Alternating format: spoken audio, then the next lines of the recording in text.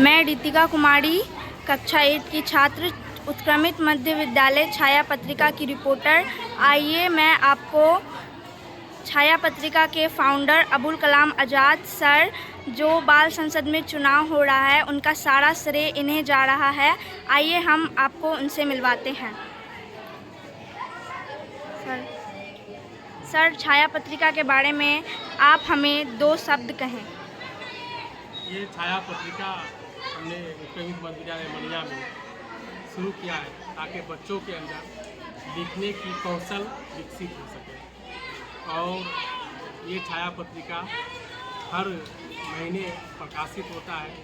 छात्र हर फेस्टिवल में एक नई लिखने का कौशल और चित्र बनाने का कौशल, इस तरह से कई कौशल का विकास होता है। इसलिए हमने छाया पत्रिका का यहाँ पर संचालन किया है और बच्चे इसमें काफ़ी उत्साहित होकर के भाग भी लेते हैं और इसका जो फल है वो देखने को हमें आज मिल भी रहा है।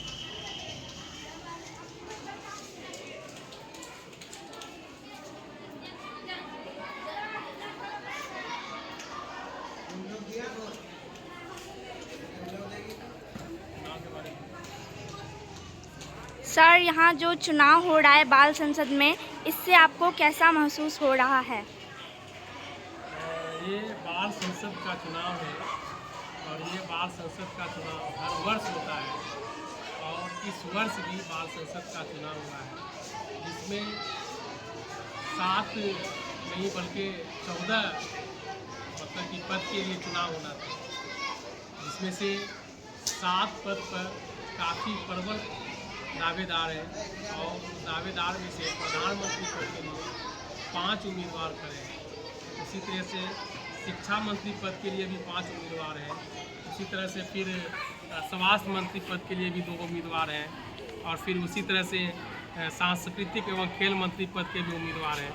हमने जो ये इलेक्शन का जो प्रोसेस कराया है, ये सारे प्रोसेस हमने सिर्फ और सिर्फ एक लोकतांत्रिक तरीके से जो होने वाली चुनाव है, उस चुनाव को हमने बच्चों के सामने प्रस्तुत किया है। इस तरह से चुनाव दें और निष्पक्ष भाव से चुनाव दें और अपने माँ बाप को भी ये बताएं कि समाज में होने वाली चुनाव को भी इसी तरह निष्पक्ष भाव से चुनाव और मत दें। एक शिक्षित और पढ़े लिखे और समझदार और जो समाज को विकसित कर सके, वैसे लोगों को चुनाव में मत डालेंगे।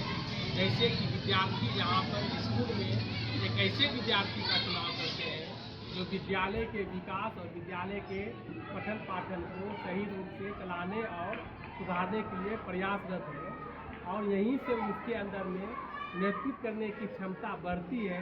कहीं न कहीं निश्चित रूप से ये बच्चे सीख कर करके अपने गांव समाज में जाएंगे तो वो भी एक नए समाज के निर्माण के लिए अपने प्रतिबद्ध बने रहेंगे और लोकतंत्र का जो मर्यादा है उस मर्यादा को बनाए रखेंगे।